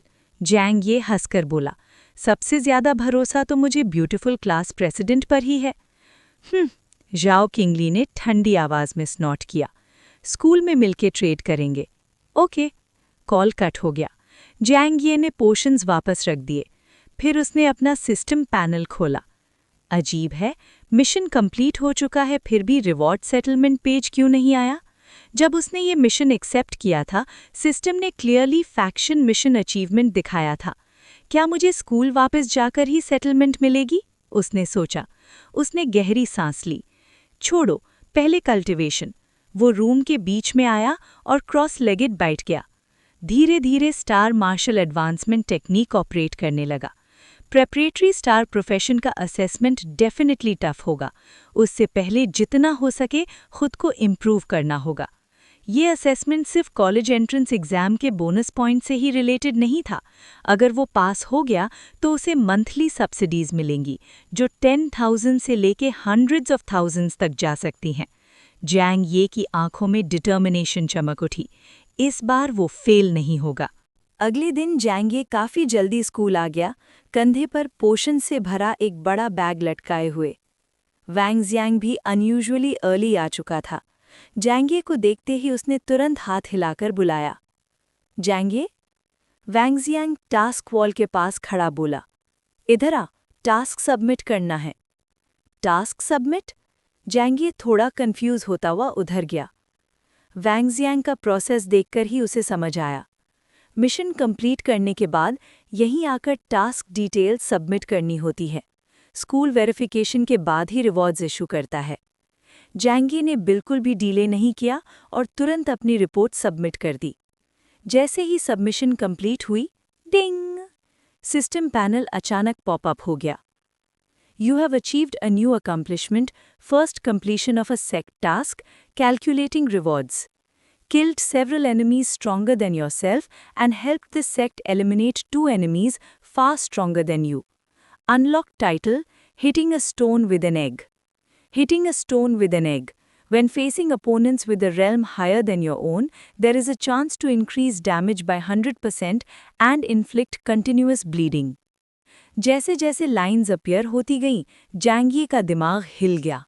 Dam! Hitting a stone with an egg, 100% damage increase. उसके दिल में बस एक ही रिएक्शन था, OP, brutal. Beauty path chasing सिर्फ 50% डैमेज बूस्ट देता था, और ये सीधा 100%, और ऊपर से कंटिन्यूअस ब्लीडिंग इफेक्ट भी। ये तो straight up bug level effect लग रहा है। जैंगे ने सिस्टम डिस्क्रिप्शन पढ़ते हुए सोचा, शायद कोई भी ब्लड स्टॉपिंग मेथड काम ही ना करे। फिर उसकी नज़र एक लाइन पर पड़ी, प्रोबेबिलिटी इवेंट। जैंगे थोड़ा सा साय कर गया। लक अच्छा हो तो हर हिट क्रिटिकल, लक खराब हो तो पूरा फाइट भी बिना ट्रिगर के निकल जाए। चलो, फिर भी ओपी है। तभी वैंग जियांग हंसकर बोला, जैंगे, फ्यूचर में अगर कोई टीम टास्क आए ना तो मुझे पक्का बुलाना। ये बात कहना मतलब वैंग जियांग ने ऑफिशियली जैंगे की स्ट्रेंथ को एक्सेप्ट कर लिया था। जैंगे ने सर हिला दिया। उसी वक्त एक ठंडी ऑरा वाली लड़की क्लासरूम में एंटर हुई। इतनी लंबी लेग्स की लग रहा था जैसे जमीन छू ही नहीं रही हूं। जाओ किंगली। Class monitor? जैंगे आगे बढ़ा बैकपैक उठाते हुए।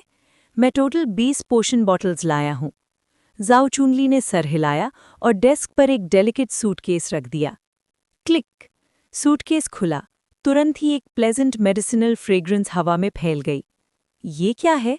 जैंगे ने अंदर देखा। सूटकेस के अंदर एक सुनहरे ब्रॉन्ज रंग का फल था जो जिनसिंग जैसा लग रहा था। Upper grade yellow tier martial ginseng, Zhao Qingli ने कामली इंट्रोड्यूस किया। Net weight 500 grams. Martial ginseng upper grade yellow tier. जैंगे की आंखें खुल गईं। Martial ginseng power house martial artist का ड्रीम इंग्रेडिएंट है। न टाइगर गॉल जैसी प्रोसेसिंग की झंझट, न लेपर्ड गॉल की तरह स्पेशल ट्रीटमेंट, रॉ भी खा सकते हो। लेकिन मार्शल जिनसिंग भी रैंक्स में आता है। सेलेस्टियल, अर्थ, प्रोफाउंड और येलो। सेलेस्टियल और अर्थ तो ऑलमोस्ट एक्सटिंक्ट, मार्केट में ज्यादातर प्रोफाउंड और येलो ही मिलता है।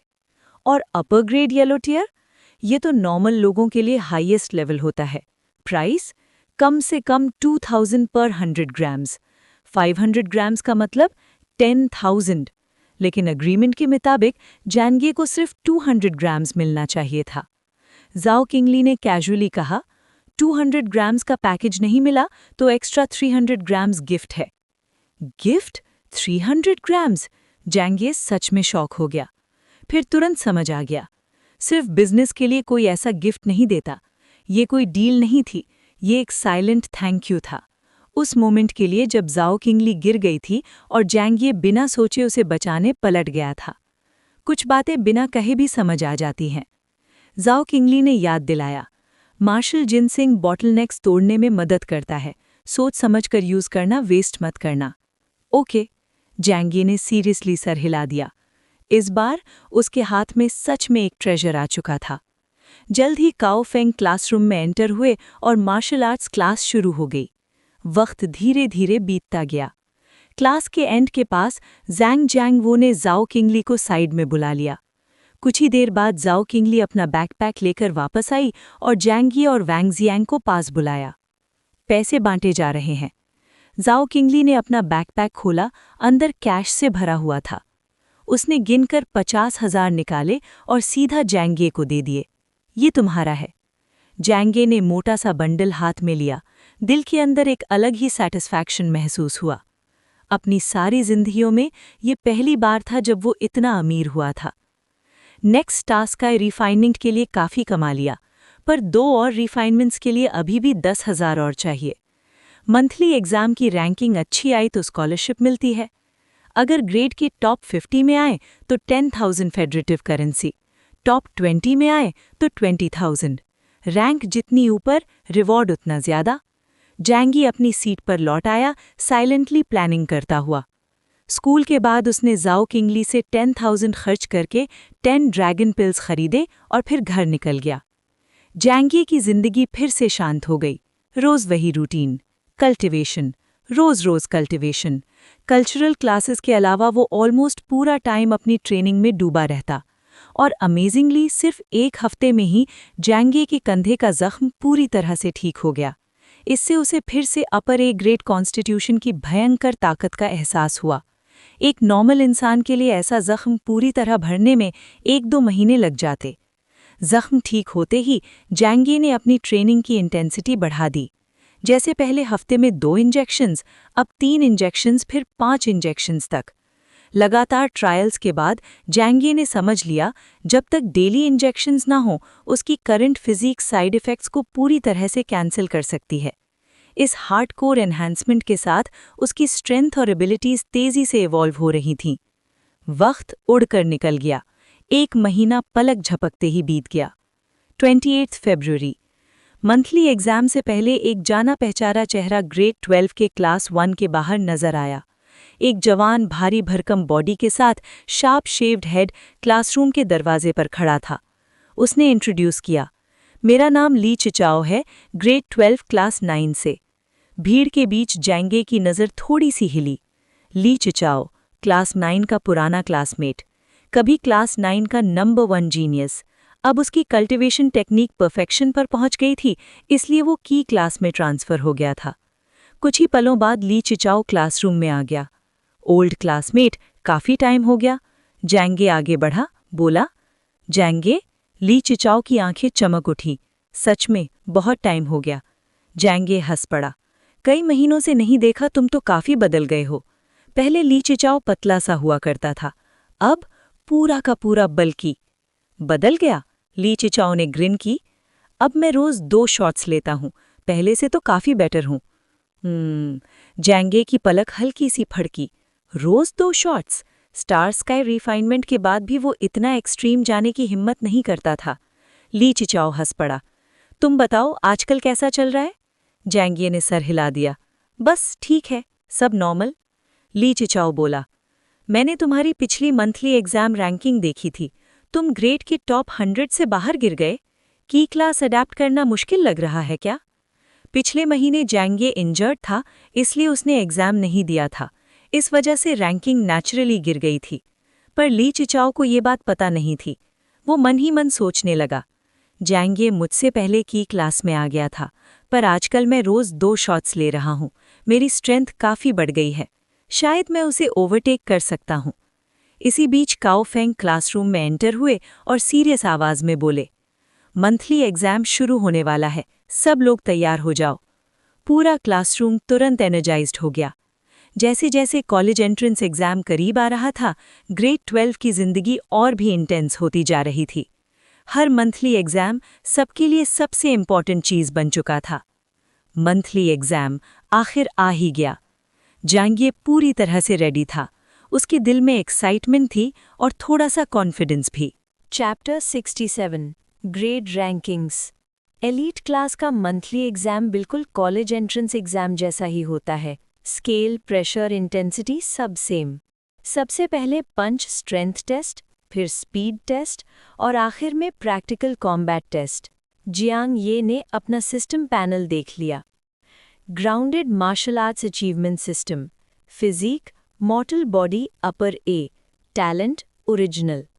Cultivation techniques, star martial cultivation technique perfection, 8 thunder sounds fist minus access 80%, star martial advancement technique entry 45%, achievements martial arts master, ancestors friend, finding joy in adversity, hitting a stone with an egg, martial arts celestial ladder second layer.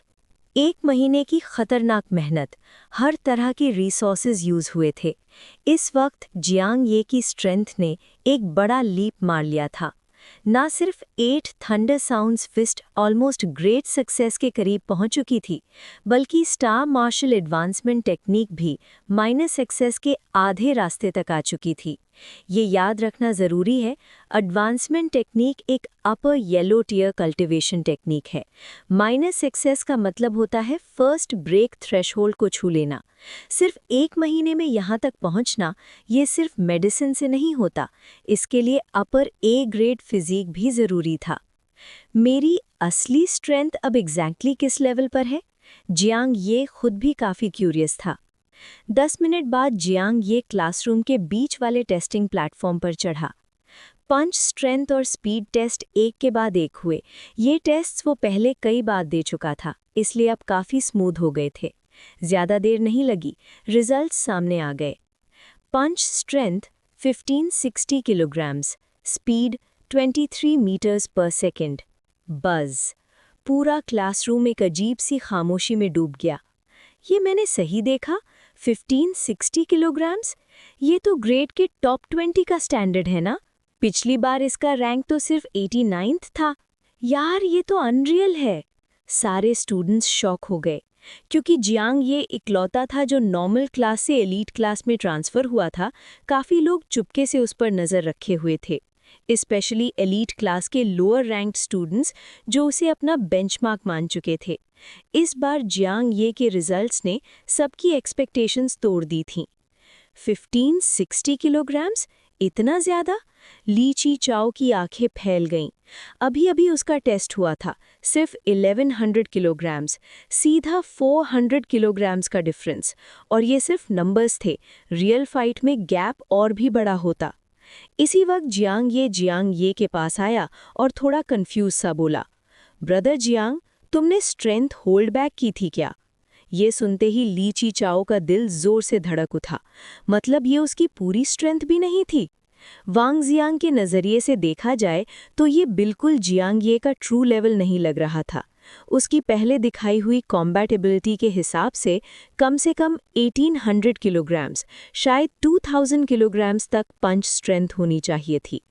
Jiang Ye ने sir हिला दिया, कोई जवाब नहीं दिया।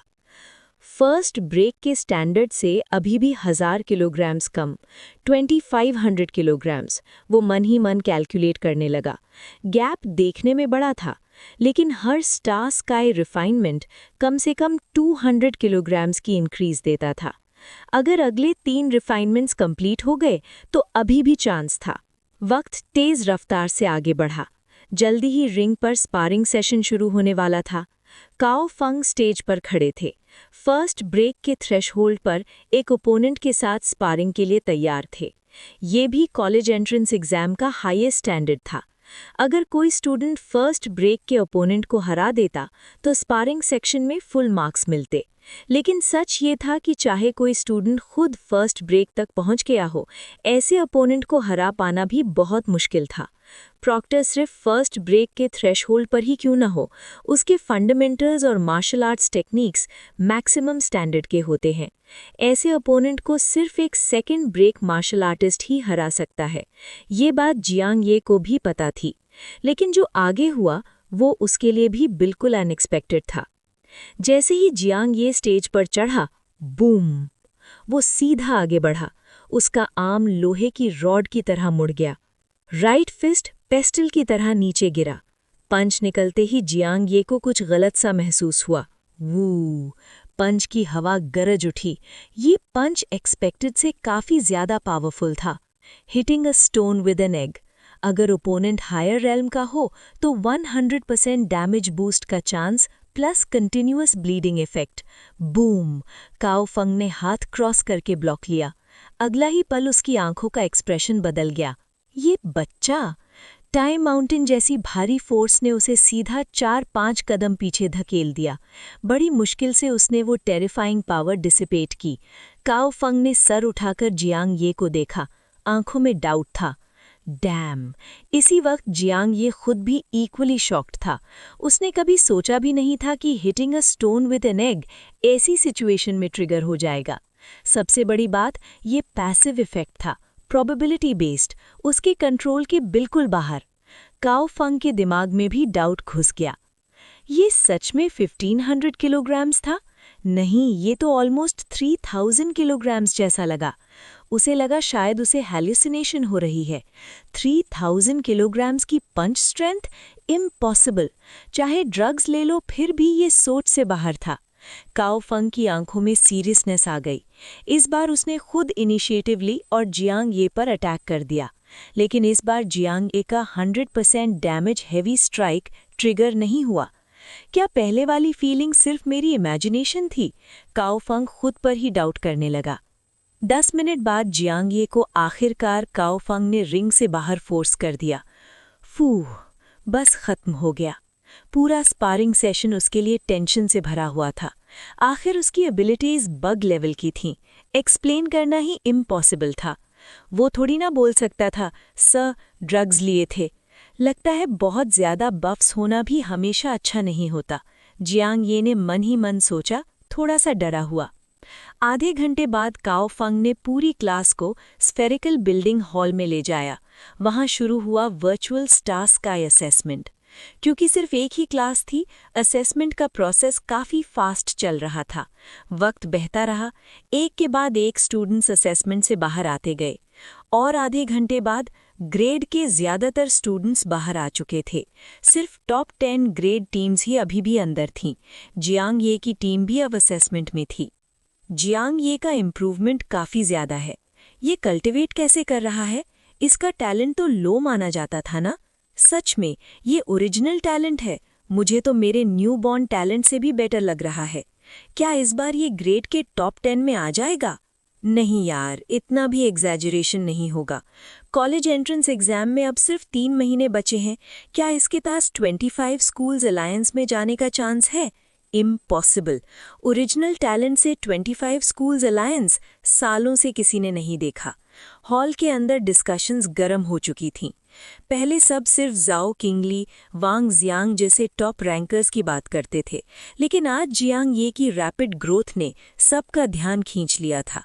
ऊपर के stand पर जैंग जियानवो बाहें क्रॉस करके नीचे देख रहा था। जियांग ये, उसने कैबिन के अंदर बैठे उस हैंडसम लड़के को देखा। आंखों में क्यूरियोसिटी चमक उठी।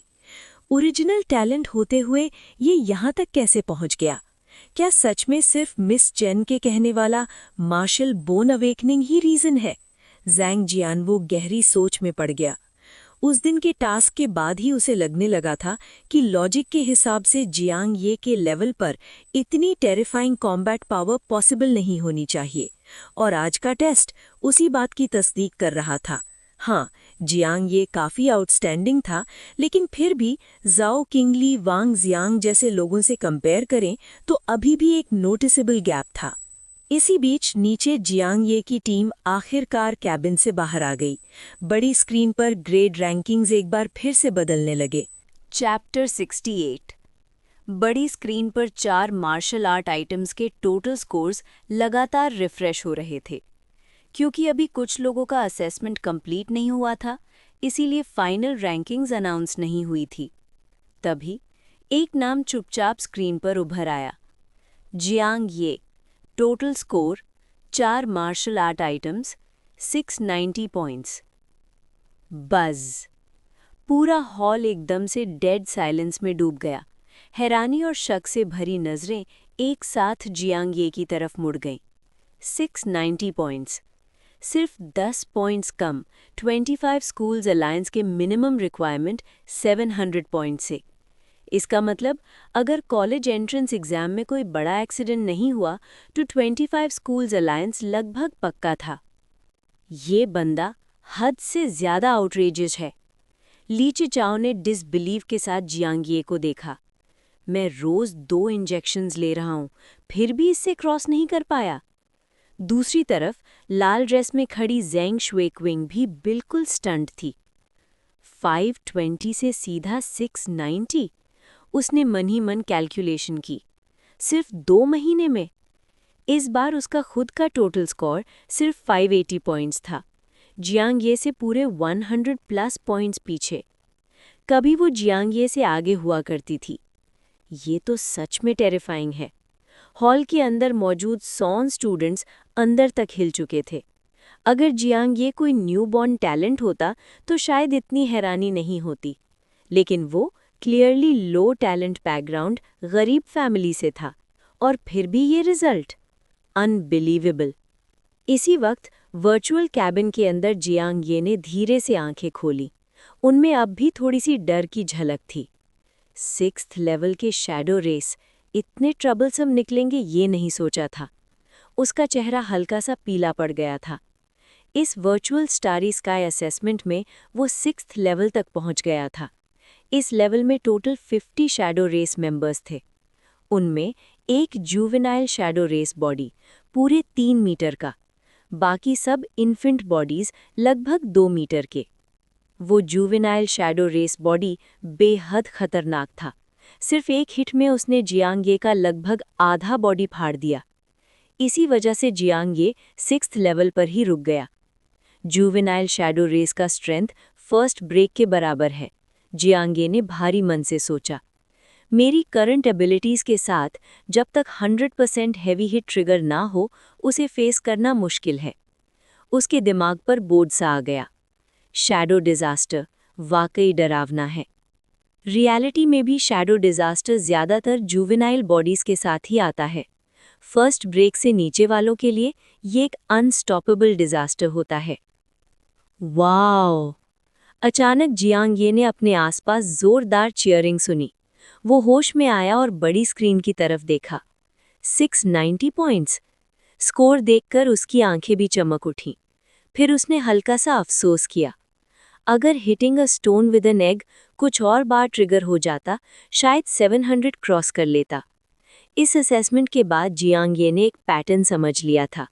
वर्चुअल स्टारी स्काई में शायद वर्चुअल होने की वजह से ब्यूटी पाथ चेजिंग और hitting a stone with an egg जैसे इफेक्ट्स का ट्रिगर रेट काफ़ी लो था, लेकिन रियलिटी में ये चांसेस काफ़ी ज़्यादा होते हैं। वक्त गुजरा और 10-15 मिनट बीत गए। ग्रेड के टॉप स्टूडेंट्स जैसे वांग जियांग, लिन म्याओ म्याओ एक-एक करके कैबिन से बाहर आने लगे। सबसे आखिर में स्नो वाइट लेग्स वाली झाओ क्विंगली उठी। जैसे ही उसने आंखें खोली, हॉल के सामने लगी बड़ी स्क्रीन पर रैंकिंग्स तुरंत अनाउंस हो गईं। February monthly exam rankings.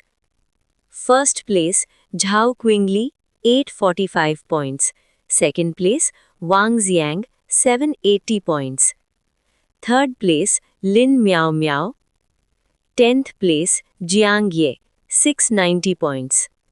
Rankings officially announce हो चुकी थी। कई लोग फिर से जियांग ये की तरफ देखने लगे। ग्रेड का 10th रैंक, इसका मतलब जियांग ये ने यहाँ मौजूद ज्यादातर न्यूबॉर्न टैलेंट्स को पीछे छोड़ दिया था। जियांग ये ने धीरे से सांस ली। आखिरकार ग्रेड के टॉप 10 में आ ही गया। जियांग ये का दिल खुशी से भर गया। 30,000 युआन, उसने मन ही मन सोचा।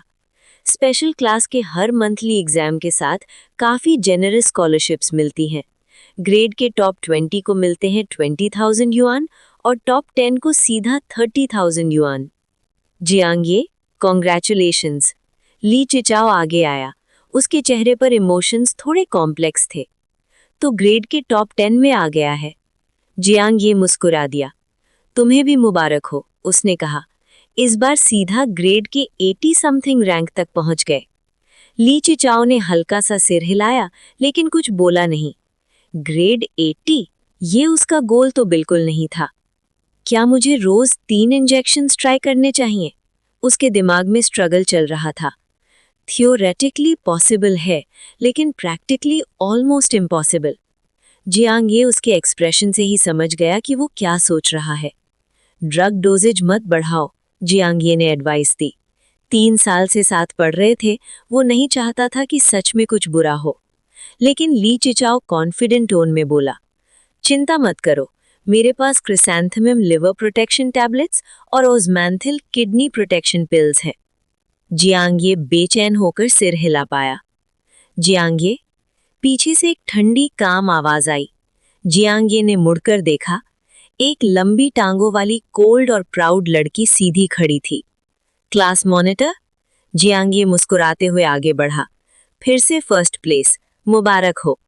उसका इम्प्रूवमेंट भी काफी बड़ा था।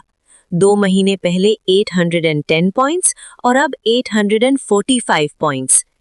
35 पॉइंट्स का जंप। इसमें हैरानी क्या है? झाओ क्विंगली ने कैजुअली कहा। फिर उसने क्यूरियस होते हुए पूछा, लेकिन तुम सिर्फ 10th प्लेस पर ही क्यों हो? उसके नजरिए से जियांग ये के पास टॉप 3 का पोटेंशियल था। जियांग ये ने गहरी सांस ली और सच बोल दिया, यही मेरी असली स्ट्रेंथ है। झाओ क्विंगली ने उसे गौर से देखा, फिर धीरे से पूछा, सीज मिशन के वक्त क्या तुमने ड्रग्स लिए थे? ये सवाल उसके दिमाग में काफी दिन से था। उस दिन जियांग ये की कॉम्बैट पावर उसकी खुद की पावर से ज्यादा थी, जो लॉजिकल नहीं लगता था। अब लग रहा था कि शायद उस दिन की पावर एग्जैजरेटेड थी। जियांग ये हंसा। क्लास मॉनिटर, मुझे अंडर एस्टिमेट मत करो, एक्चुअल फाइट में मैं और भी ज्यादा फिरोशियस हूँ। रियली? झाओ क्विंगली ने आंखें झपकाईं। ये सुनकर उसे तुरंत जियांग ये से स्पार करने का मन हो गया, लेकिन वो किसी और काम से आई थी। डायरेक्टर जैंग ने तुम्हें बुलाया है। डायरेक्टर जैंग? जियांग ये ने सेकंड फ्लोर के व्यूइंग प्लेटफॉर्म की तरफ देखा। वहां डायरेक्टर जैंग पहले से मौजूद थे। जियांग ये मुड़कर सीढ़ियां चढ़ गया। पीछे झाओ क्विंगली उसकी पीठ को देखते हुए सोच रही थी, ये बंदा कॉलेज एंट्रेंस एग्जाम में 750 पॉइंट्स भी ला सकता है।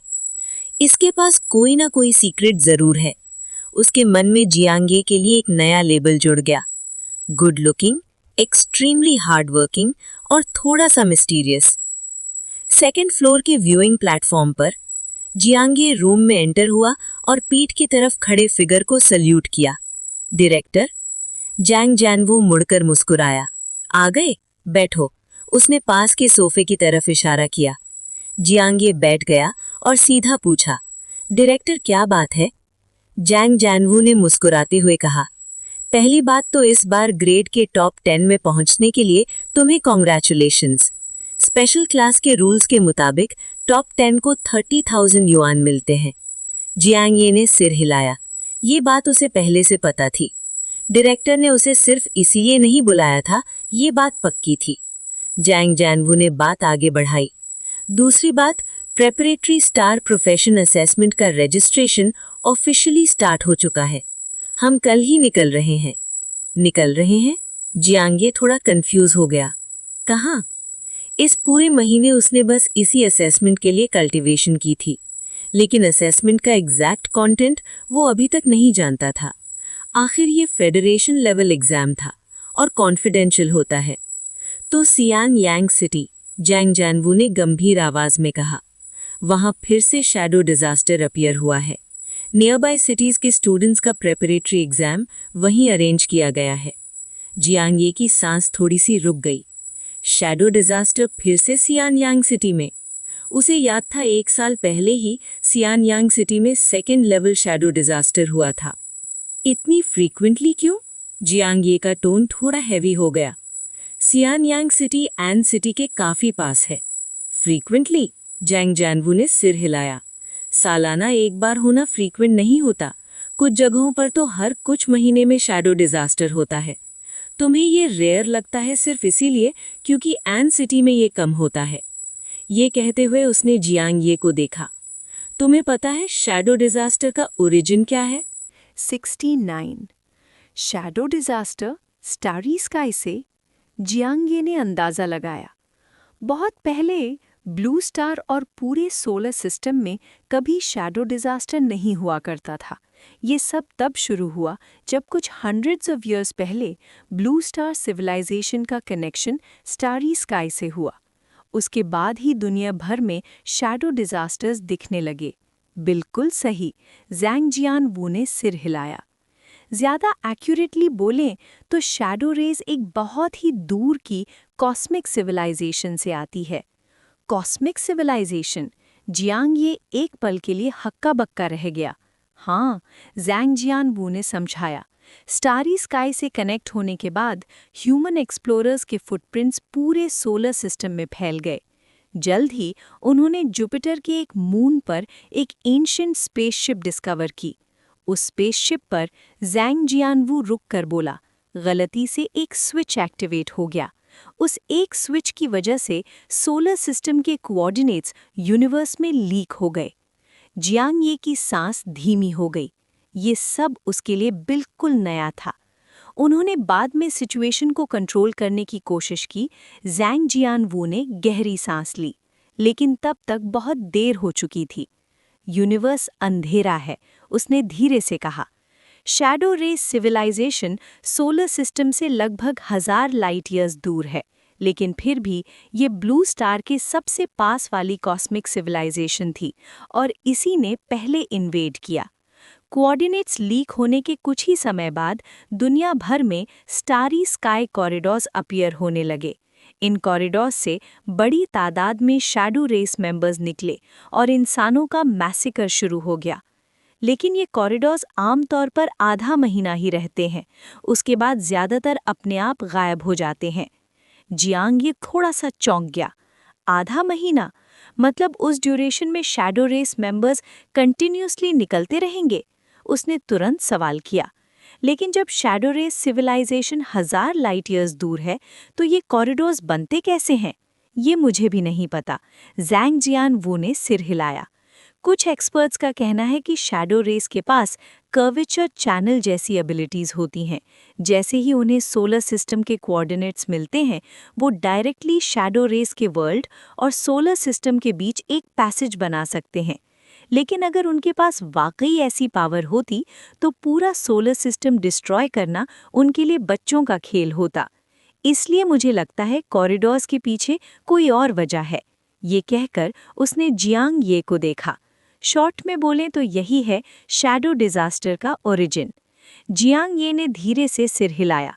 अब उसे समझ आ गया था, हर शैडो डिजास्टर का मतलब होता है एक स्टारी स्काई कॉरिडोर का खुलना। सियान यांग सिटी का शैडो डिजास्टर भी आधा महीना चलेगा? जियांग ये ने पूछा। लगभग, ज़ैंग जियानवू ने कहा। ये डिजास्टर अभी 5 दिन से चल रहा है और ये सिर्फ लेवल 1 शैडो डिजास्टर है। तुम्हारे जैसे कैंडिडेट्स के लिए परफेक्ट। जियांग ये ने सिर हिलाया। लेवल 1 शैडो डिजास्टर का मतलब सिर्फ baby stage shadow race members. अगर लेवल 2 होता तो जुवेनाइल और शायद यंग अडल्ट स्टेज के शैडो रेस भी आते। फिर कल ही निकलते हैं, जियांग ये ने बिना हिचकिचाहे कहा। अच्छा, ज़ैंग जियानवू ने मुस्कुराया।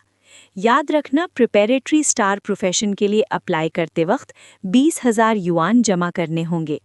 अप्लाई 20,000? जियांग ये थोड़ा चौंक गया। ज़ैंग जियानवू हंस पड़ा। उस अमाउंट की टेंशन मत लो, अगर सेलेक्ट हो गए कम से कम tens of thousands per month कमाओगे। 1 महीने में ही पैसा रिकवर हो जाएगा। वैसे भी प्रिपरेटरी स्टार जैसी पोजीशंस में सबसे ज़्यादा पैसा बेस सैलरी से नहीं आता। उसने जियांग ये को मीनिंगफुली देखा। समझ गया, जियांग ये तुरंत बोला। सिस्टम के अंदर पैसे कमाने के कई तरीके होते हैं। प्रिपरेटरी स्टार प्रोफेशन के लिए अप्लाई करने का ये भी एक बड़ा रीज़न था। इस पिछले महीने में ही सिर्फ सप्लीमेंट्स और मेडिसिन्स पर टेंस ऑफ थाउजेंड्स खर्च हो चुके थे। अगर वो प्रिपरेटरी स्टार बन गया तो फाइनेंशियल प्रेशर काफ़ी कम हो जाएगा। थोड़ी देर बाद जियांग ये काओ फंग के ऑफिस पहुंचा छुट्टी लेने के लिए। काओ फंग को पहले से सब पता था, इसलिए उसने बिना किसी दिक्कत के परमिशन दे दी। ग्रेड के टॉप 10 की स्कॉलरशिप। उसने एक पैकेट आगे बढ़ाया, 30,000 युआन। कल जा रहे हो, थोड़ा संभल के रहना। कॉलेज एंट्रेंस एग्जाम में अब सिर्फ 4 महीने बचे हैं। जी टीचर। जियांग ये ने सिर हिलाया और पैसे ले लिए। उसे पता था काओ फंग बस चिंता कर रहा था कि कहीं असेसमेंट के दौरान उसे कोई सीरियस इंजरी ना हो जाए। ओह हाँ, काओ फंग को अचानक याद आया, 15 दिन बाद नेक्स्ट स्टार स्काई रिफाइनमेंट है। कल अप्लाई करते वक्त पैसे साथ ले जाना। समझा। जियांग ये पलटकर चल दिया। उसकी पीठ देखते हुए काओ फंग के मन में एक ही ख्याल आया, ये बच्चा शुरू में एडवांस टेक्निक चूज करते वक्त बिल्कुल गलत नहीं था। काओ फंग को अच्छी तरह पता था कि जियांग ये की रीसेंट इम्प्रूवमेंट का सबसे बड़ा reason star martial advancement technique था।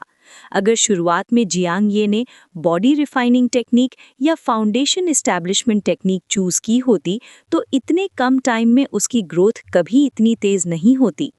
आखिरकार स्टार स्काई रिफाइनमेंट की एक फिक्स्ड अपर लिमिट होती है। ओरिजिनल टैलेंट 25 स्कूल्स अलायंस के लिए अप्लाई करे। काओ फंग मुस्कुराते हुए सिर हिलाया। सालों से ऐसा कुछ देखने को नहीं मिला। जियांग ये की करंट परफॉर्मेंस देखकर 700 पॉइंट्स क्रॉस करना तो पक्का है। बस फर्क सिर्फ इतना होगा, वो इस स्कोर से कितना ज्यादा आगे जाता है। 700, 800 पॉइंट्स। काओ फंग के मन में थोड़ी सी उम्मीद जागने लगी।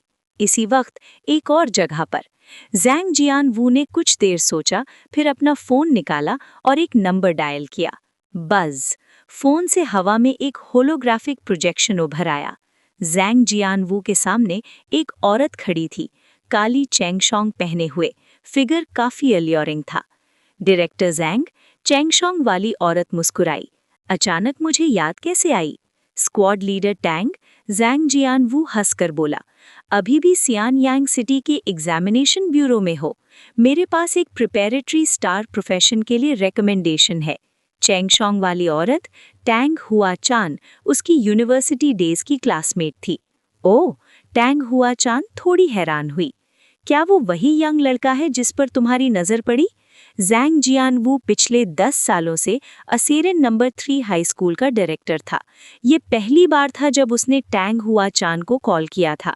इसलिए टैंग हुआ चान का पहला रिएक्शन था कि शायद ज़ैंग जियानवू अपने रिलेशन का यूज़ करके किसी को पुश करना चाहता है। ऐसे केसेस काफ़ी कॉमन होते हैं, लेकिन फेडरेशन एग्जामिनेशन ब्यूरो, जो फेडरेशन का एक की इंस्टीट्यूशन है, ऐसी चीज़ों पर हमेशा स्ट्रिक्ट एक्शन लेता आया है।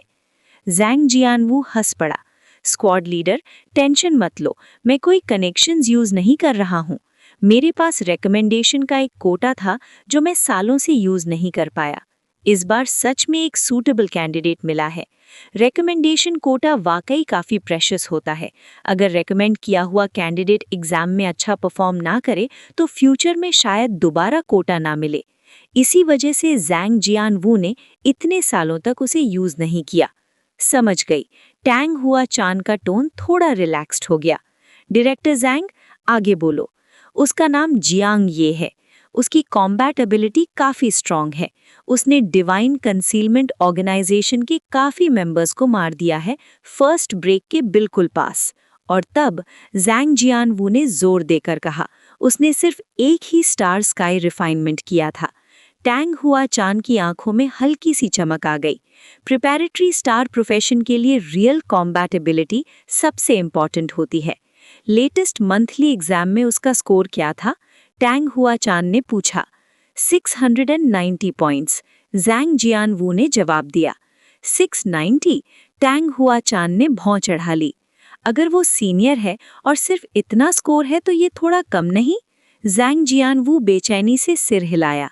ग्रेड के टॉप 10 का स्कोर यहाँ पर उनके लिए कोई खास बात नहीं थी। ये बात भी समझने लायक थी।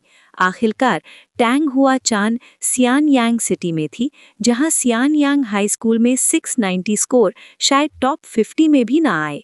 तुम श्योर हो उसे रेकमेंड करना चाहते हो? टैंग हुआ चान ने गंभीर टोन में कहा। मेरे एक्सपीरियंस के हिसाब से प्रिपैरेटरी स्टार प्रोफेशन का एग्जाम पास करने के उसके चांसेस काफ़ी कम है। अगर उसका परफॉर्मेंस खराब रहा तो तुम पर भी असर पड़ेगा, उसने सीरियसली वॉर्न किया। कोई बात नहीं, उसे ट्राई करने दो। वैसे भी रिकमेंडेशन कोटा का मतलब है डायरेक्ट एग्जाम में एंट्री, सही है ना? टैंग हुआ चान ने सिर हिलाया। हर साल बेशुमार लोग अप्लाई करते हैं, जैसे एक तंग रास्ते से जान लगाकर घुसना। नॉर्मल प्रोसेस से अप्लाई करो तो पता ही नहीं कब टर्न आएगा। रिकमेंडेशन सिर्फ क्यू स्किप करवाती है, एग्जाम का कंटेंट बिल्कुल सेम रहता है। ठीक है, टैंग हुआ चान हंसकर बोली। जब डायरेक्टर ज़ैंग इतने कॉन्फिडेंट है तो मैं भी देखना चाहती हूँ ये लड़का आखिर खास क्यों है। यूनिफाइड एग्जामिनेशन का एप्लीकेशन कल दोपहर से शुरू हो रहा है, उसे साथ ले आना। ये कहकर उसने टैंग जियानवू को एक फाइल भेज दी। एग्जाम प्लान कॉन्फिडेंशियल नहीं है, मैंने तुम्हें भेज दिया है। ज़ैंग जियानवू की आंखें चमक उठी। Thanks squad leader Tang. ये कॉल का मेन पर्पस ये ज़्यादा सीक्रेट नहीं वाली इन्फॉर्मेशन लेना ही था। रिकमेंडेशन तो बस साइड बेनिफिट था। आखिर अगर ये कॉन्फिडेंशियल भी नहीं है तो नॉर्मल लोग इसे कहाँ से एक्सेस कर पाते? कॉल डिस्कनेक्ट होने के बाद ज़ैंग जियानवू ने तुरंत फाइल खोली और एग्जाम कंटेंट स्कैन किया, और अगले ही पल उसके चेहरे का एक्सप्रेशन थोड़ा सा बदल गया। Chapter 70, Chapter 68, 1000 Kills। 7 बजे शाम। डिनर के बाद जियांग ये अपने रूम में चला गया, तैयार होकर एक रात की कल्टीवेशन शुरू करने के लिए। बज़। अचानक उसका रिस्ट बैंड वाइब्रेट करने लगा। डायरेक्टर ज़ांग से फाइल। जियांग ये का एक्सप्रेशन थोड़ा चेंज हुआ जब उसने रिस्ट बैंड के प्रोजेक्शन को ओपन किया। बीप। फाइल ओपन हो गई। Preparatory star profession assessment plan. इस टाइटल को देखते ही जियांग ये के अंदर एक एनर्जी का सर्ज महसूस हुआ और उसने ध्यान से डॉक्यूमेंट पढ़ना शुरू किया। कुछ ही देर में उसने डॉक्यूमेंट का ओवरव्यू समझ लिया। ये असेसमेंट 7 दिन चलेगा। पहले 5 दिन डेजिग्नेटेड एरिया में जाकर शैडो रेस हंट करनी है। 5 दिन के अंदर तुम्हें 1000 शैडो रेस हेड्स मारने हैं। जो लोग किल काउंट कंप्लीट नहीं करेंगे वो एलिमिनेट हो जाएंगे। छठा दिन 1 दिन का रेस्ट, और 7वें दिन जो एलिमिनेट नहीं हुए वो एग्जामिनेशन ब्यूरो में गैदर करेंगे स्पेशलिटी असेसमेंट के लिए। जियांग ये ने डॉक्यूमेंट जल्दी से पढ़ लिया और शॉक्ड हो गया। 1000 शैडो रेस हेड्स सिर्फ 5 दिन में? यही तरबूज और सब्जी काटना भी इतनी स्पीड में नहीं होता, राइट? बस। कम्युनिकेशन वॉच फिर से वाइब्रेट हुआ। जियांग ये ने कॉल आंसर किया। दूसरी साइड से ज़ांग जियांगवू का वॉइस आया। तुमने असेसमेंट प्लान देखी, राइट? देखी। जियांग ये थोड़ा सरप्राइज्ड। डायरेक्टर, 5 दिन में 1000 शैडो रेस हेड्स?